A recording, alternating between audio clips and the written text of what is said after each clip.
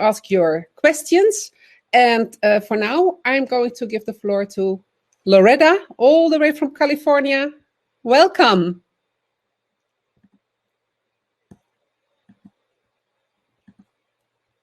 Go ahead. Yeah. Yes. Oh, okay. I'm so worried that there's going to be more technical difficulties. So I haven't made my full screen yet because last time it disconnected as soon as I did that. But that was probably a coincidence. So I'm sharing my screen now. Are you seeing it? Yes. Okay. I'm so relieved. Okay. So, how to be happy at home. And hopefully this is a time that we can learn this lesson and take it with us forever and not just think about short-term unusual situations. But Joan did talk to me about the short-term situations on people's minds. So that's what I will apply my framework to. So one short-term situation is fear that many people feel, and that's caused by our cortisol. And when you understand how cortisol works from an evolutionary perspective, it's so much easier to relax. Second, Joan raised the issue of self-discipline that people may confront when they have to work at home, including children having to work on their own and families working together. And that's all about dopamine, so we'll be talking about that. And finally, Joan mentioned the issue of loneliness, and I usually talk about that in terms of oxytocin, which is the chemical that gives us the good feeling of being accepted and belonging, or from an animal perspective, to being in the herd. So that's what we'll focus on in a very brief way, and my book has a lot more detail on all of this. Are you still hearing me? I'm hearing you perfectly. Good. Okay, good. The audience can put some messages in the public chat, but I think they want to focus on your presentation. Right. So good. Okay, it's good. So, now how a gazelle lives with threat. Hopefully you're seeing a picture of a lion and a gazelle. Yes. So in the animal world, threat is part of life. Threat is constant. So animals can't say, well, I'm not going out until there's no threats.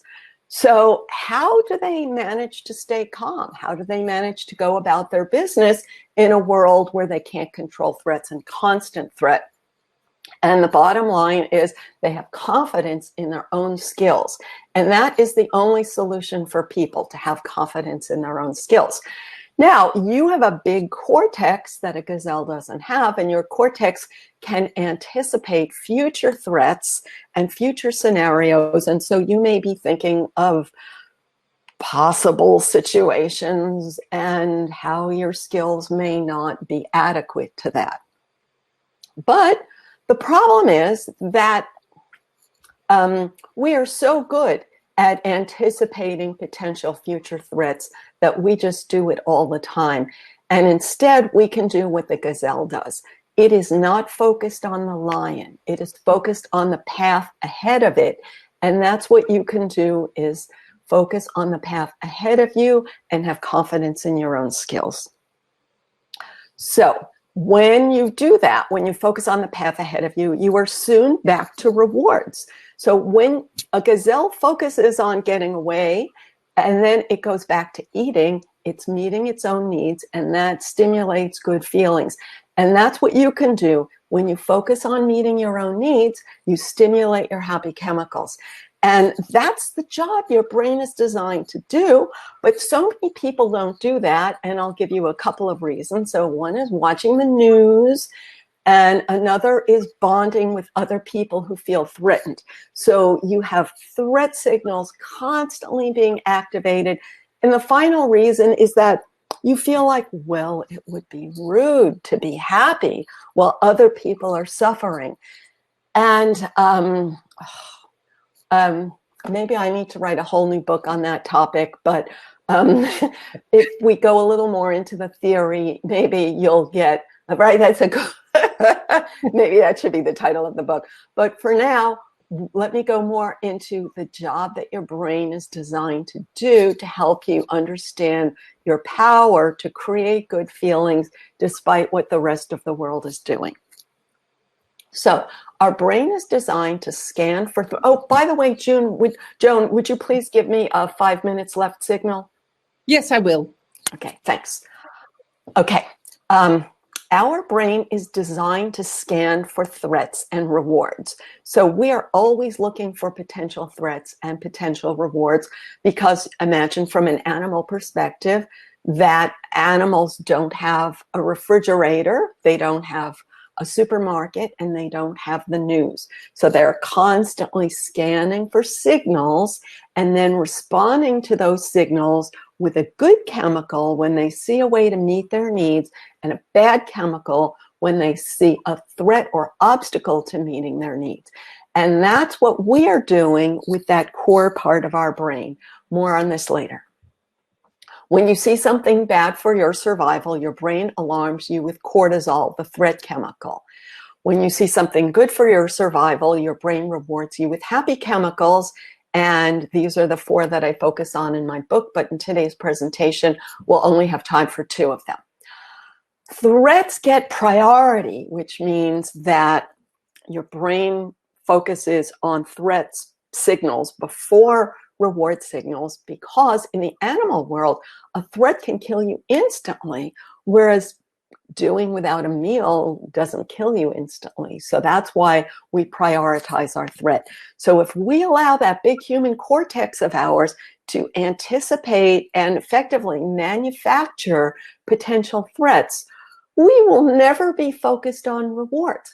Now, in the animal world, what gets it back to rewards is it's hungry. When you're hungry, looking for rewards relieves the threat of being hungry. But in the human world, when your belly is full, you can just spin around in your threat loop all the time. That's the problem of having a life that's too easy, but we don't recognize that, so we persuade ourselves that our lives are too hard. That's another good topic for a whole book. So because the brain evolved to promote survival, not to make you happy. So in my work, I constantly go back to our ancestors, which you can imagine as 50,000 years ago, or 1 million years ago, or 7 million years ago. Those of you who are into this know why I chose 7 million years ago, because that is allegedly the common ancestor with apes. So no matter how you look at it, in my next book, I follow through with all of them. Our brain is not designed to focus on being happy. It's designed to focus on keeping your genetic material alive. Now, you may say, well, I don't care about keeping my genetic material alive, but that's what your verbal brain is thinking. But your verbal brain doesn't control the happy chemicals. So natural selection built a brain that rewards you with happy chemicals when you do something that keeps your genes alive. And that's why what it takes to stimulate your happy chemicals is so hard to make sense of with your verbal brain. We have 2 brains because we need both. And if they work together, we can stimulate our happy chemicals in healthy ways. Otherwise, they can fight each other. And one part of your brain says, I'm not wasting my happy chemicals on that. And another brain says, well, that's not what I was thinking. So that's the war between your 2 brains. That is the subject of my newest book called Tame Your Anxiety. My newest next book is about competitiveness. So cortisol tells your brain to gather evidence about threats, and that's what people are doing right now. Cortisol creates a full body sense of alarm that lasts for about an hour. Cortisol has a half-life of 20 minutes. So every 20 minutes, you are excreting another half of what's left. In an hour that it's still in your body, you keep looking for evidence of threat. And your big brain is so good at finding evidence of threat that you stimulate more cortisol, and that's what causes the spiral that many people get into. Here's another way of looking at it.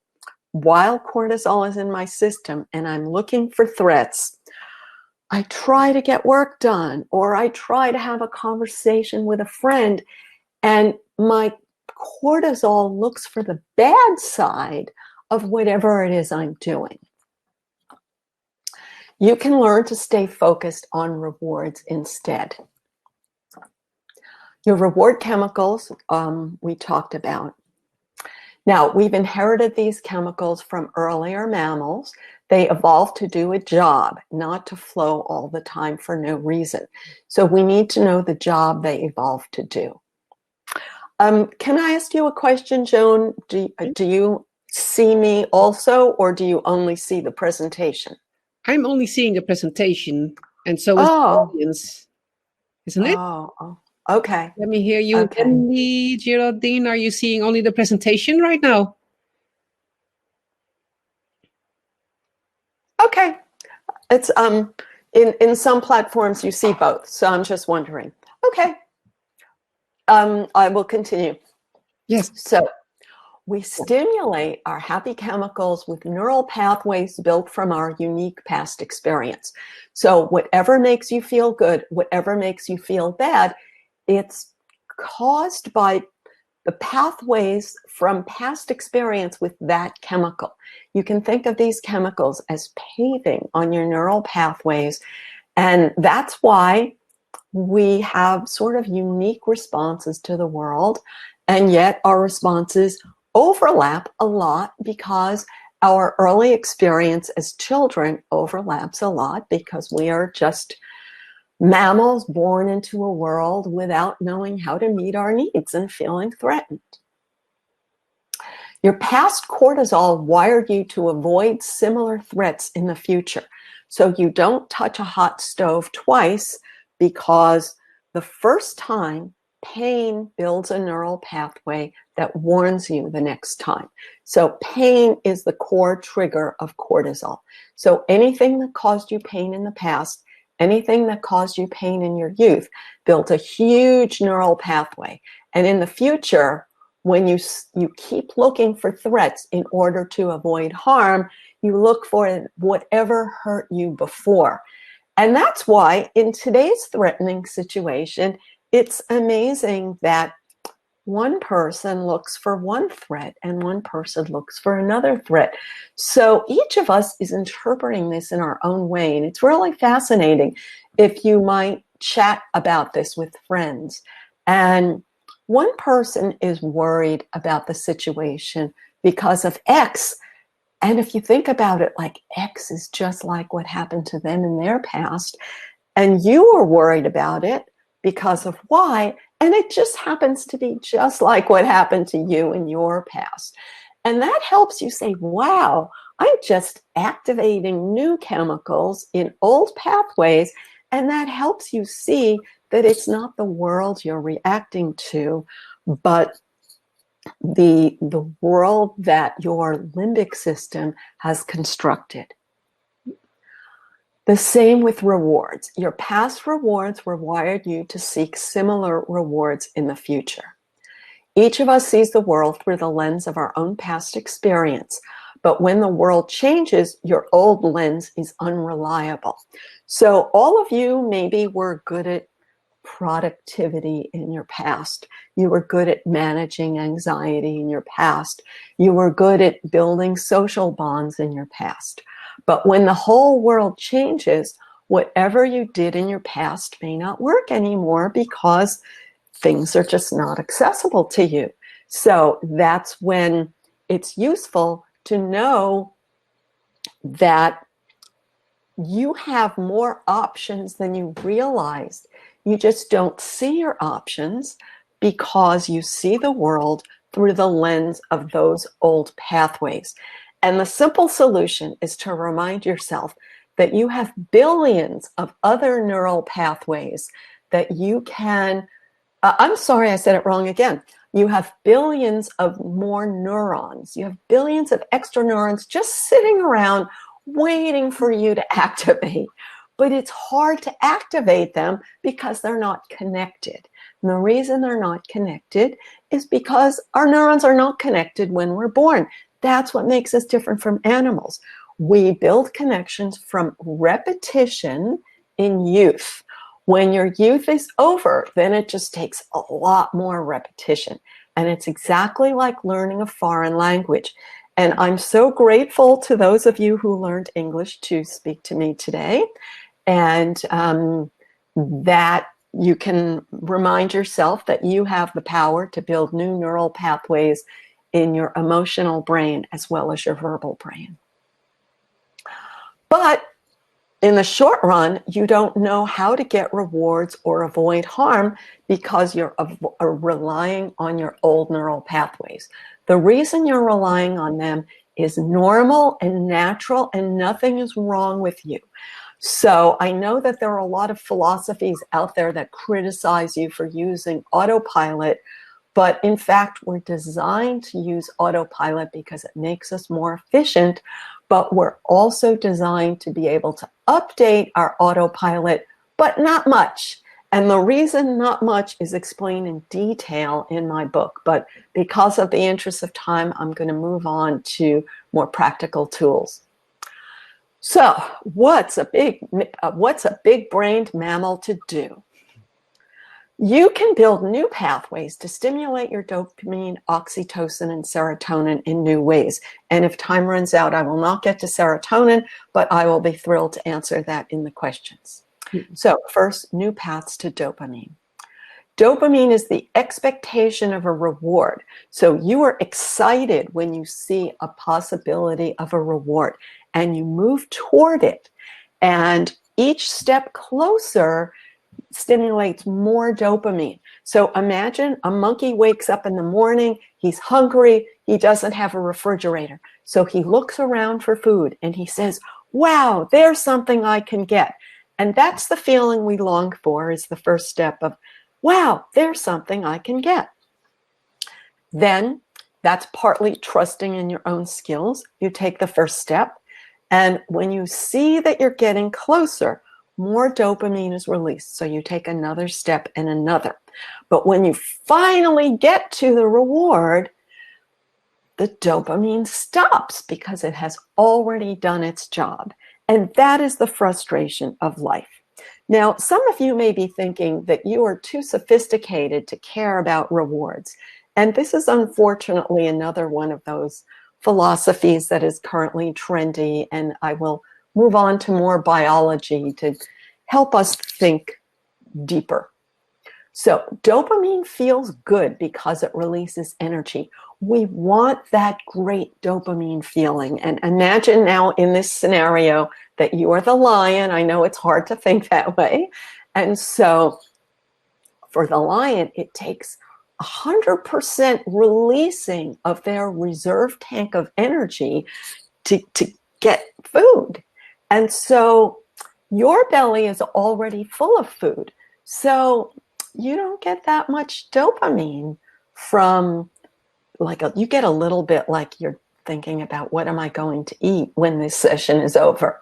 But we all do that, but not that much, right? So what gets you really excited? The simple answer from an animal perspective is it has to meet an unmet need. So a simple example of meeting an unmet need is in the ancient past, our ancestors, maybe they could find leaves to eat every day, but it would be like if you had only salad to eat with no salad dressing every day. So you wouldn't get very excited about that. But if you found a different food, you would get very excited. But if you had a different food every day, then that would not excite you anymore. But if you found another different food, that would excite you. So each new food group meets a new need. So our brain is designed to get excited about meeting the unmet need and does not get excited about what you already have. And that's why people have a treadmill feeling. And that's why even though you think you're so sophisticated and beyond this treadmill view of life, that's the job that your brain evolved to do. So the good feeling of dopamine motivates action to meet needs, but our action often fails, and failure is frustrating. And to understand that frustration, I'm going to show you a little short video. So you are going to watch this monkey fail and fail and fail. Now you have to understand why this monkey is so desperate. He's trying to crack open a nut.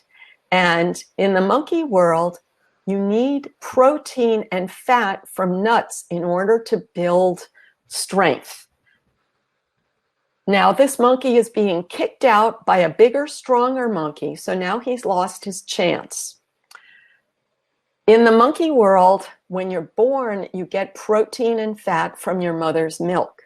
But after that, you have no protein and fat until you open nuts yourself. Nobody will crack nuts for you, not even your mother.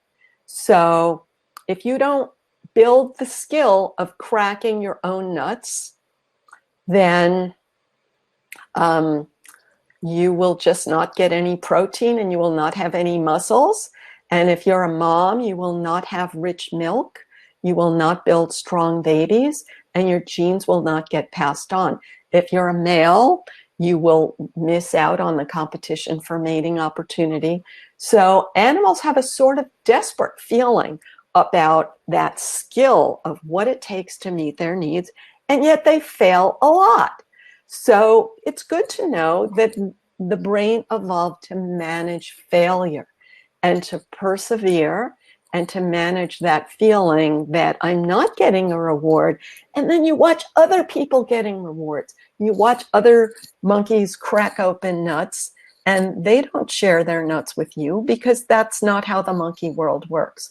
So what you do in my book, it explains we have mirror neurons where you watch and learn from the skills of others.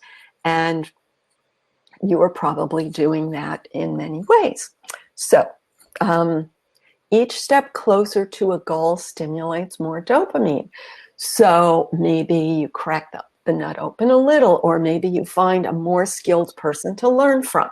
So we're constantly looking for ways to take steps toward meeting needs, and that stimulates a little bit of dopamine with each step. So you can find a step that you can take before lunch. Well, for me, it's before lunch. For you, it's before breakfast, let's say. So you can constantly be setting small goals and stepping toward them and enjoying dopamine. So don't worry about the goals you had in the past. Just constantly set small goals for yourself. And in addition, I talk more when I have more time about middle-term goals and long-term goals. We need all of them so that we can always be stepping toward one goal when another goal is blocked. Your brain releases the good feeling when you predict a reward, but now life is unpredictable. So I used to love planning for some future event that I had and another future event I had. And probably you're like me, like you planned for a while and then you just gave up. You're like, oh, it doesn't even bother to plan because nobody knows. So that's why we have to find creative new ways to still get excited about building skills and taking continual small steps toward meeting our needs. Focus on a goal you will step toward. Now, small steps are enough to stimulate dopamine. And the fun example, I don't know if you have ever watched mountain goats, but this hill that they're on this mountain is practically vertical. And yet they can climb up it. Watch this on YouTube. It's amazing. And they can do it because they take tiny steps. And by the way, I have to credit David Attenborough for so much of my animal knowledge, and Habits of a Happy Brain is dedicated to him. And for your inspiration, in case you don't know, he's 95 years old. And not only did he originate nature videos, but he's still making them. So just a heads up for that. So I'm going to move forward. Plan a short-run goal, a long-run goal, and a middle-term goal, and you will keep feeling good. Now, new paths to oxytocin. Oxytocin is the pleasure of social trust. You have probably seen images, again, thank you, David Attenborough, of monkeys grooming each other's fur, and this is a big use of their time and energy. And we primates have a way of creating reciprocal bonds. And again, you probably think you're too sophisticated to be reciprocal, but in fact, that's how your limbic system works.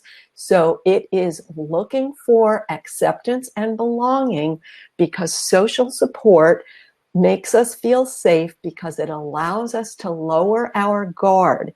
And when you lower your guard, that's the good feeling of oxytocin. So if you were a gazelle cannot eat if it's constantly looking around for predators. It has to be able to lower its head and eat. And it does that more easily when it's with a group. So we evolved to look for a group to feel social support, to lower our guard, and that stimulates oxytocin. Now, what I told you is the romanticized view that many of us have heard, but it's more complicated. And in the time remaining, how much time is remaining? Oh, it's still another 10 minutes. Good, okay. So I have 15 5 minutes to tell you why it's much more complicated and how we can be practical about stimulating that good feeling of oxytocin, and then we'll have 5 minutes to conclude. So oxytocin is released when it's safe to lower your guard. And from an animal perspective, this is not because they're saying, oh, I love you so much, I will give up my life for you. It's just the opposite. They are pushing their way to the center of the herd so that another guy gets eaten and they are safe. Now, I know this sounds very crude, but if you ever have that feeling that other people are pushing their way to the center of the herd in order to feel safe, I want to say that it's easy to see that in others, but it's hard to accept that you're a mammal, and when you push your way to try to be safe, that you're telling yourself, oh, I'm just doing this because I want to survive. So I will move on, but that uncomfortable thought is explained in more detail in all of my books. So the bottom line, when you're separated from the herd, your oxytocin falls. And that's how many people are feeling right now. Now, again, all of these have both sides of the story. In the baboon world, this has been studied the most. When baboons smell a predator, they gather close and they stick together to fight the predator. But when they don't smell a predator, guess what? They spread out, because it's annoying to have other baboons in your face all the time. And this is the pros and cons of human life, that when you are in a group, you're often frustrated with them, admit it. But when you are isolated, you feel like you're going to die. So that's the complication of being a mammal. We long to feel that safety of social support, but when we have it, we take it for granted. When we take it for granted, we try to meet other needs, and to do that, we distance, because when animals distance, it's easier for them to find food. But as soon as they distance, their oxytocin falls.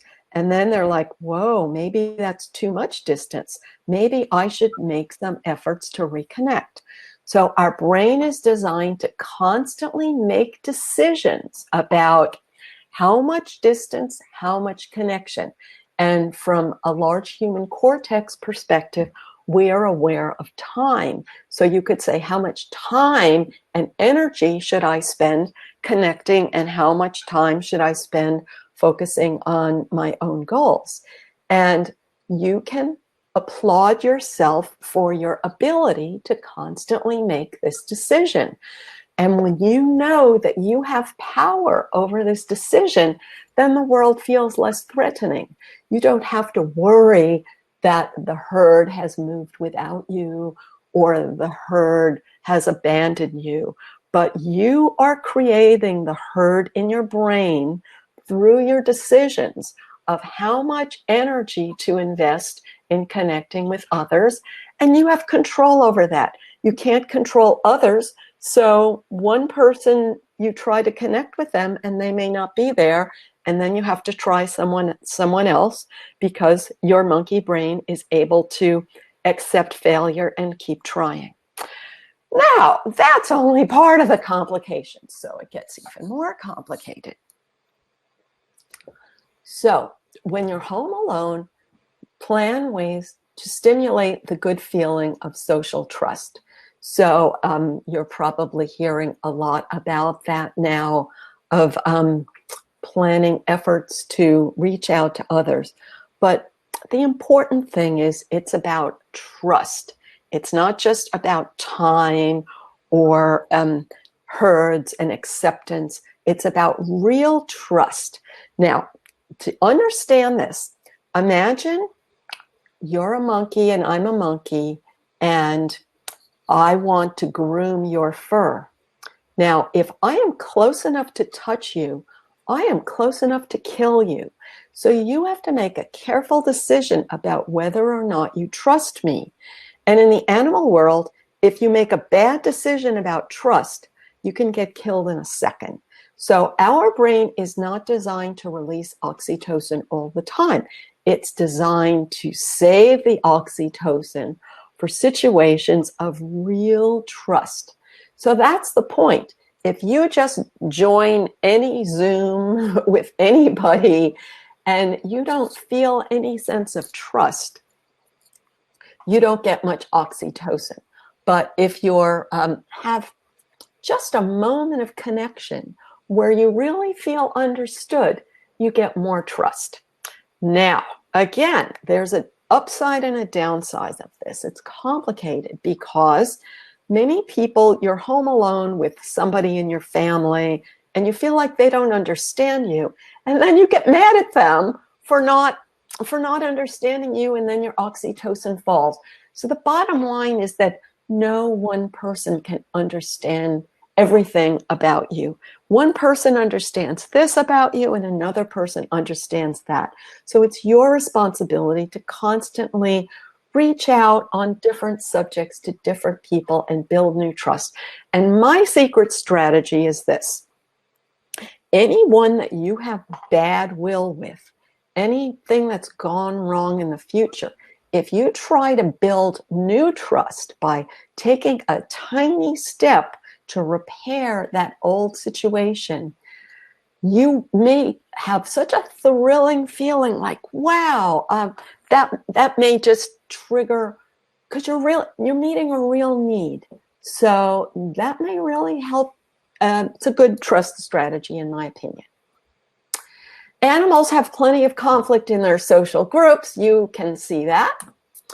Plenty of conflict. So again, you may be in Zoom groups and they may be on your nerves. So you know that it's this more to life than just connecting. Even though everyone is telling you connection, your big human cortex is looking for a deeper connection. And as soon as you have it, your big brain takes it for granted, and then it looks for new connection, because that's how our brain works.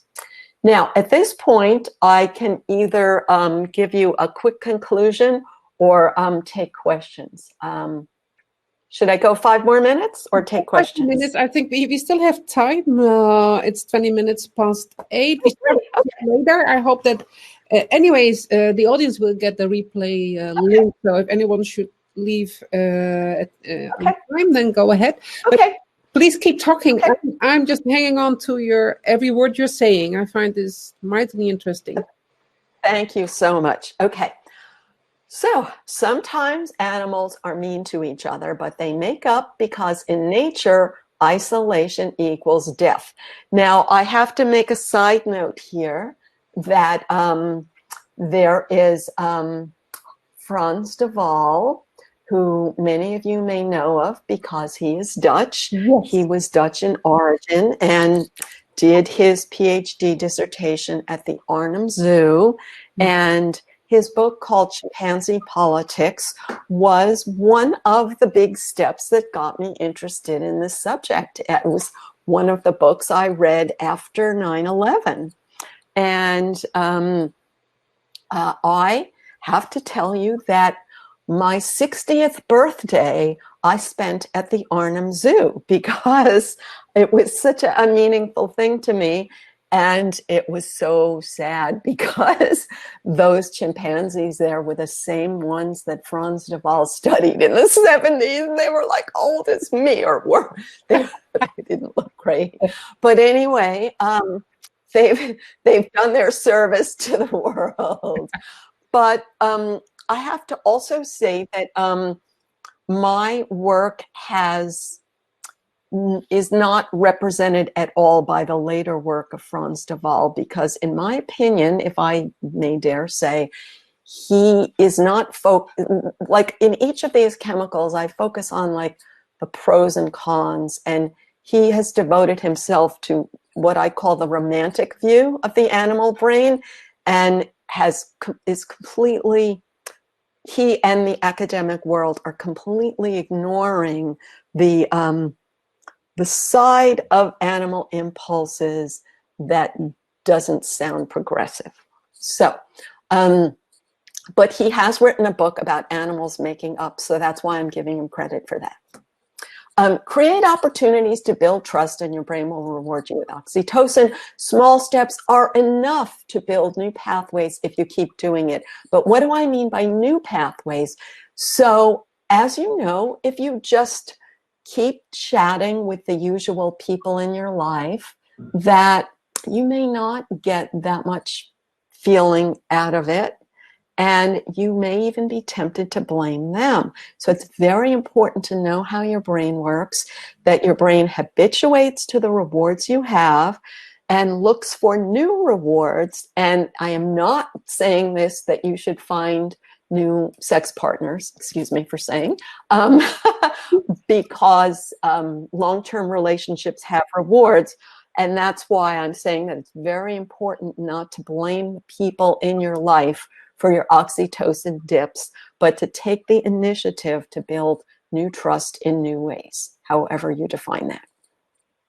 You have power over your brain chemicals, but that power is hard to find because we have two brains, the brain that talks to you in words and the brain you inherited from earlier animals. You've probably heard a bit about the limbic system and these small structures, and it's not about the individual structures, but it's the fact that at this core limbic system, that it's the same that animals have, and our big cortex is quite unique. And the cortex creates language. And so when you talk to yourself, it's all in your cortex, but your cortex does not control your chemicals. So your two brains have to work together in order to feel good in healthy ways, rather than to try to feel good in, we could say, primal ways. So when you understand your animal brain, you can turn on your happy chemicals in new ways. And there's one more really important point that we need to get to. We've done this. Okay, repeat a new habit daily and you will build a new trail through your jungle of neurons. So you have those billions of extra neurons, but it's hard to activate them. That's why when you try something new, it feels wrong, because your old pathways are paved by myelin and electricity flows along them effortlessly. Whereas your new pathways, it's hard to send electricity along neurons that are not already connected. And that's why it takes so much repetition. But if you keep doing a new behavior, you will build a new pathway in your brain. Now, here's the important thing. You will give the electricity in your brain a new place to flow. So the electricity in your brain flows like water in a storm. It finds the paths of least resistance. So when you see a big waterfall, that waterfall is there not because someone decided that a waterfall should be there and engineered it, but because that's a pathway that gravity created and repetition made it big. So that's what your old habits in your brain are. Repetition made them big. And because your electricity flows there so easily, you believe that it's true. You believe that it's reality. And so you don't realize that you have so many other options. And you know what? I took NLP many years ago, and in order to give them credit, the way they said it to me was, life is a mansion with many rooms, and you might spend your whole life in one or two rooms without realizing that the other rooms are there. So once you build new pathways, you start expecting to feel good. So expecting means that the pathway is there, so the electricity flows there more easily. So you will start expecting to feel trust. You start expecting to get new rewards from dopamine because you have made it happen before. But the first few times you do it, it will feel wrong. So you have to be aware that some repetition is necessary at first. You will be glad you did it. So here's info about my book. And here's my new book, Tame Your Anxiety, Rewiring Your Brain for Happiness. Here's my middle book, The Science of Positivity, Stop Negative Thought Patterns by Changing Your Brain Chemistry. And this book is highly recommended at this moment because many people are watching the news and becoming cynical about watching too much news, which really builds our negativity. And this book is about why negativity is natural. And other people may always be negative. So you may have to, oops, oh, okay. And so maybe you can see me now. I don't know. This is No, a maybe. picture with you. Oh. What are you doing there? I see. Okay. Okay. So this is my website. Oops. Okay. The URL got messed up. I'll have to fix that.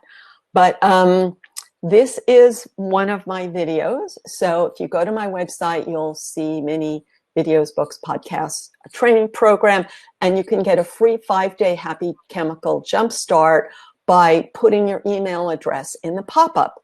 And I would love to hear from you if you don't get your question in now.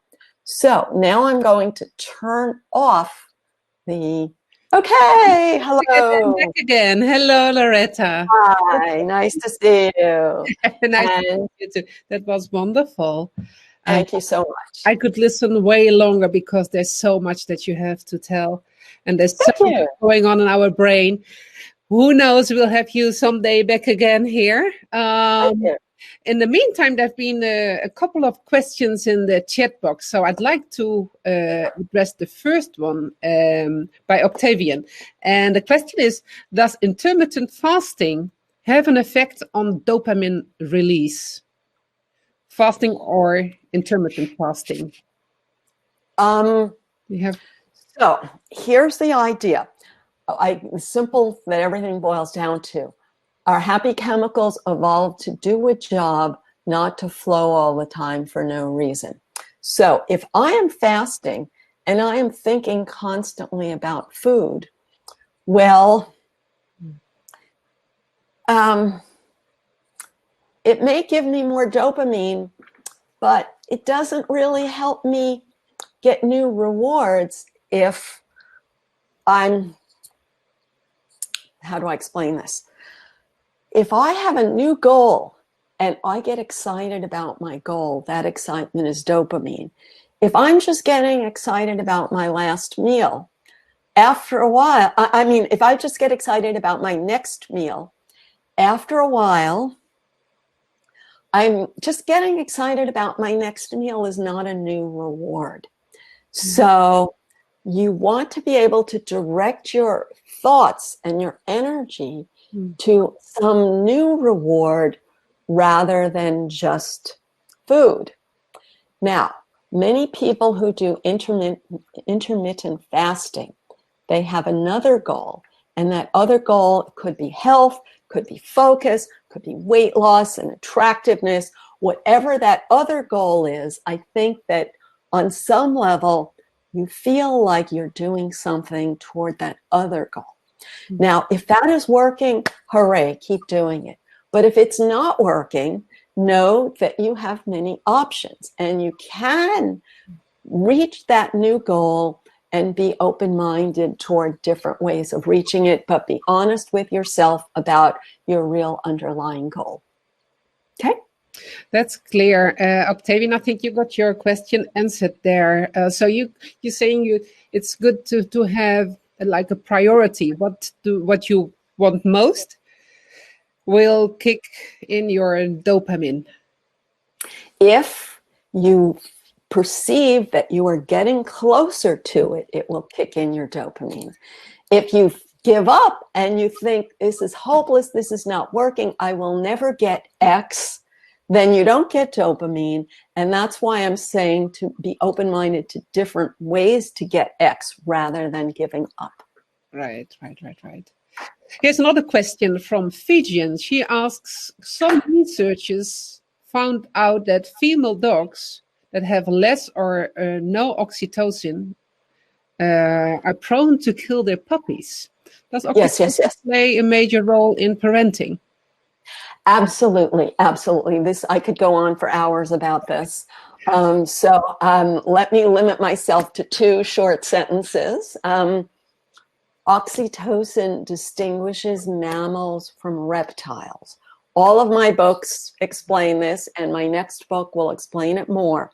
So, in reptiles, oxytocin stimulates the egg-laying muscle. When a reptile lays an egg, when humans give birth, when mammals give birth, oxytocin stimulates the uterine contractions, and then it stimulates the milk. And then it stimulates the parenting behavior, which is just trust. And in reptiles, the baby doesn't trust the mother, and the mother doesn't trust the baby. And in reptiles, the mother will eat the baby, so it runs away the instant it's born. And if it doesn't run fast enough, it gets eaten. So now you can see how primal oxytocin is. Now, I was a volunteer in a zoo for many years. So my other answer to this question is the degree to which parenting is learned, because we have seen that in nature, animals live in groups, and a young girl learns from the parenting of the other mothers in the group. And if she sees a baby, it's like, I want to touch it. But if she's too rough with the baby, then the mother bites it. So it's like, I can't touch a baby unless I control myself. So they learn that control. But if they grow up in a zoo, they don't learn that control. So parenting is learned, but it's still oxytocin, because our oxytocin circuits are built from experience. And that's why it's so important to know that, because people write to me and they say, I have low oxytocin, I have low dopamine, because the medical model has created this idea that it's just a chemical that comes from nowhere, which I think takes away your power. I agree with you. And just a small question for myself. Does it help now that people are alone to just, someone suggested this to me. You say when we hug each other, there's a release of oxytocin. When you hug yourself, you give yourself hugs. Does that release oxytocin? Or stroking your or dog? Good question. So this is the advice that is being widely spread on the internet, because there's a lack of understanding of the evolutionary function of these chemicals, so they're viewed in isolation. So yes, touch is related to oxytocin, but for the reason I said, that if anyone is close enough to touch me, they're close enough to kill me. So I will not let them touch me unless I trust them. So trust is what really matters. So touch is good, but if you are just touching yourself and you hate everyone else in the world, and you know what I mean by this, then then you're not benefiting as much as you could. So fine, trust yourself, touch yourself, but also build your skill of trusting others in small steps that you repeat, and you are able to persevere even though you will fail some of the time. Okay. Now, in addition to having said that, in addition to touching yourself, hugging a dog, hugging the people you're with, I mean, it's all good, but just to know that trust is underneath it. Yes, clear. Thank you very much. And Fijian says also thank you very much. There's another question from Christina. She's asking, is there a difference in brain chemical behavior in regarding gender or age? Gender or age. Oh, okay. So the short answer is that I focus on what is universal. And you can see that these core needs are universal in men and women. And although there are differences in our sex hormones, there are these core motivations to meet our needs, to trust. Serotonin is to feel pride, and endorphin is to mask pain. So I just don't focus on male-female differences because it's like an endless debate. And at the core, it's the same things. Like, I'll give you a simple example, though. In the animal world, there is a quantity strategy versus a quality strategy, which is males can potentially have an unlimited number of children, and females have very strictly limited number of genes, of reproduction opportunities. So it creates a little bit of a difference in life strategy, let's say, but my books explain all of this in detail. And the age. The other one was age. I think that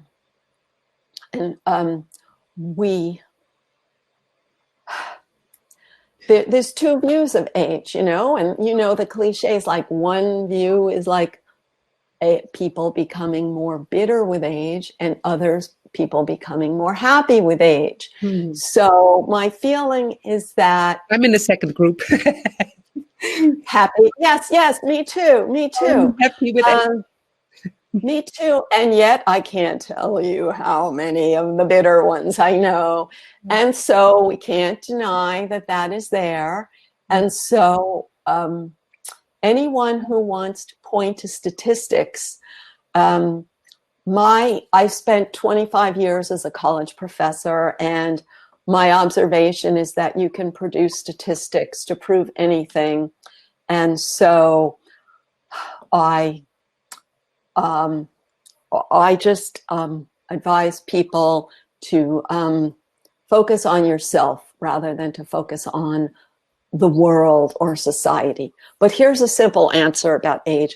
I do believe that we don't manufacture as much of the chemicals, but that means we can. But we have, with maturity, you can build what I call an exit ramp.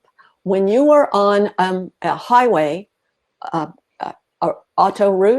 autobahn, that you are used to doing the same thing, but when you can exit from the autobahn and you can go on the small roads, it's harder to do that when you're young. But when you're older, you can build the skill of doing that, and that frees you from just repeating your old habits. Wow. I'm taking in all this information. I'm seeing myself doing that, taking the exit. Yay! Yes, moving away from what you already know and taking it a little bit easier. Maybe not wanting to go that fast. Yeah. So thank you so much. Karine had a question about serotonin. Yes. Yes, I know, but we've been addressing mainly the dopamine and oxytocin. Right. So serotonin is pride. So let's have If yes. So I call it pride. So the important thing is to know that that mammals are very competitive with each other. And they do that because natural selection built a brain that rewards you with serotonin when you're in the one-up position. And when an animal is in the one-up position, they get more food and more mating opportunity, so more of their babies survive. And so even though you are not trying to make more babies, and even though you are too enlightened to try to be in the one-up position, your brain rewards you with serotonin when you feel like you have more social importance than the person next to you. Because in the animal world, when there's a banana, the stronger individual reaches for the banana and the weaker individual pulls back. And so the animal brain, when it's always comparing you to others, and when you see that you are stronger than others, serotonin is released and it feels good. And that good feeling is metabolized in a few minutes, and you want the good feeling again. So the truth is, you are constantly comparing yourself to others. And when you feel like you are stronger, you get a good feeling. When you feel like you are weaker, you get a bad feeling. And so this dynamic is so uncomfortable and is so risky that people have tried to control it by denying that it's there. All through human history, people have tried different ways to control it. And I am trying to control it with the truth. So if you can take responsibility for your own urge to dominate, and all of my books, especially the one that will come out next year, are about how to stimulate this good feeling in healthy ways by admitting to yourself that you do care about being in the one-up position and you are comparing yourself to others. And how can I take pride in myself in healthy ways instead of putting other people down? I understand that there's a lot about cultures as well and what is done and not done, these structures where we live in that kind of define our behavior, are also playing an important part, of course. And the more aware you are of that, and the more you can question what is true and what is really needed, and how can I start to live more from my own core. I also strongly believe that is the way to go, to stay close to yourself versus comparing yourself to the what's going on around Yes. you in the outside world, isn't it? Yeah. Yes, exactly. But I have to say that I took a yoga class for 10 years, and it was considered to be a conscious spiritual yoga class.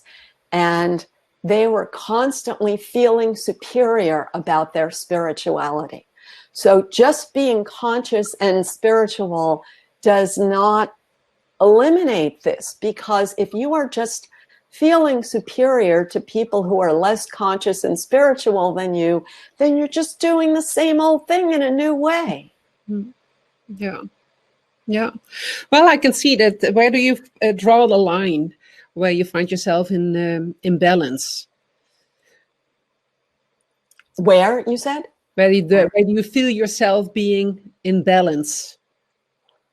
Oh, where do I feel like I'm I mean, what does it mean to feel superior, right? What is the standard? oh, It's actually I see. what I mean. Well, this is a very tricky thing, and that's why I think what it is to be aware that you have an inner mammal, and imagine that you're having like a dialogue between your new human brain and your inner mammal, and to admit that your inner mammal wants to feel superior, and so your higher human brain is going to give your inner mammal that sense of being superior, but still control the urge to act on that when you're with anyone that you might feel superior to. Thank you so much. I see that some people are leaving. Doa still has a question about, can you explain more about the exit and maturity if we have time? Yes. Yes, do we Yes. have a couple Yes. of minutes? Yes, that's a very good question. So it all has to do with a chemical called myelin. How do you say myelin in Dutch? Myelin. I think M-Y, yeah. myelin. Yes. So myelin is fat that coats a neuron the way insulation coats a wire. And that makes our neurons up to 100 times more efficient. So everything you do with your myelinated neurons is easy. So when you speak your native language, you are using myelinated neurons, and that's why it seems to come to you effortlessly, even though when you were a child, it actually took a lot of work to learn your native language. Now, if you try learning a new language in adulthood, it's harder because adults have less myelin. So we have a lot of myelin before age 8 and during puberty, and that's why we build new superhighways, new autostrada in our brains when we are, see, I'm Italian, so I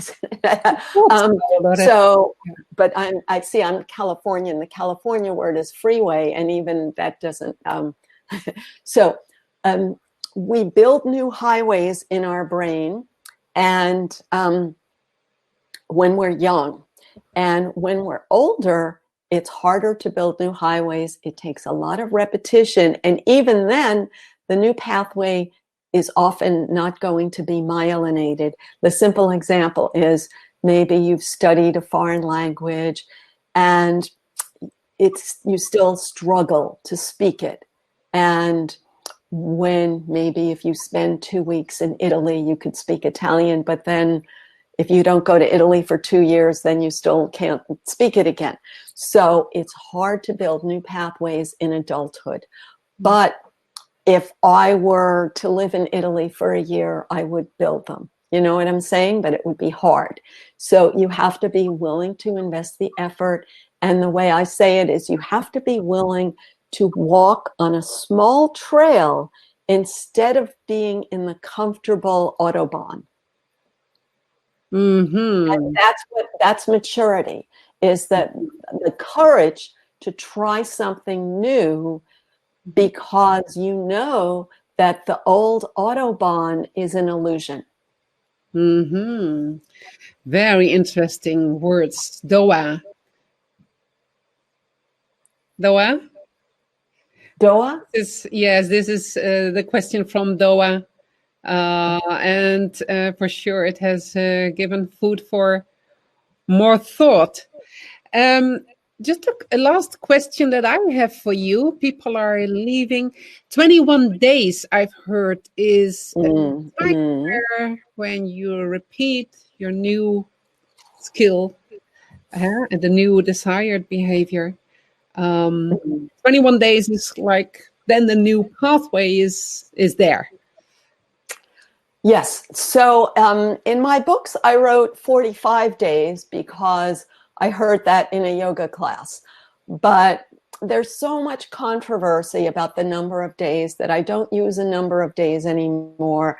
So now what I like to say is what's important is that you do that many days, whatever your goal is, but start over if you miss a day. So you should do it every day, because the day that you say, oh, I'm not going to do it, you're telling yourself it's not really important. And then you're building the old pathway that says, I don't really have to do it. It's not really important. So that's part of it. And also, however many days you choose, to know that it will be hard in the beginning, but it will get easier. That's the point. But the point is that you plan on doing this thing the rest of your life. So the number of days is not important. It's the fact that it will be hard at first and then it will get easier. Definitely. Thank you so much, Loretta. This was very enlightening. There's some words that you use that really struck a chord. We have options.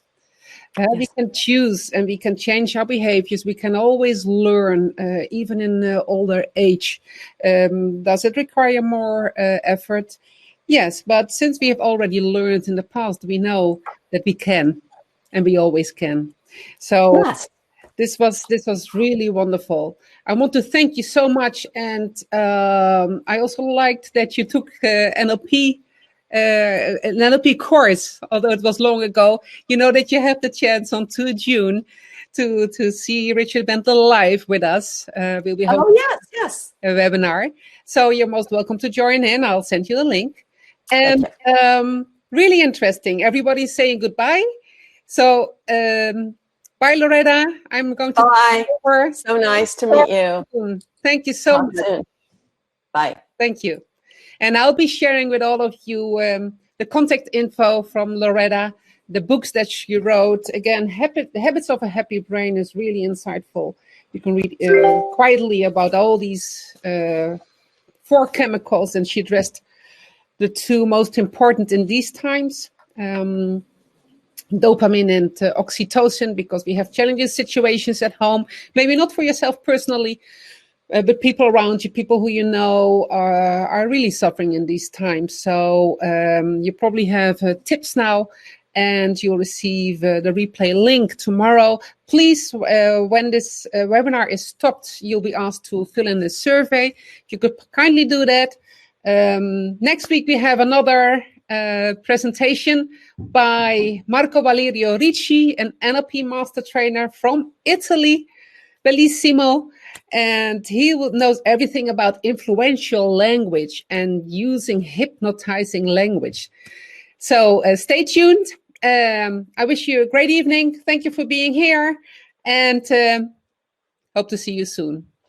Stay safe. Bye, guys and dolls. Goodbye.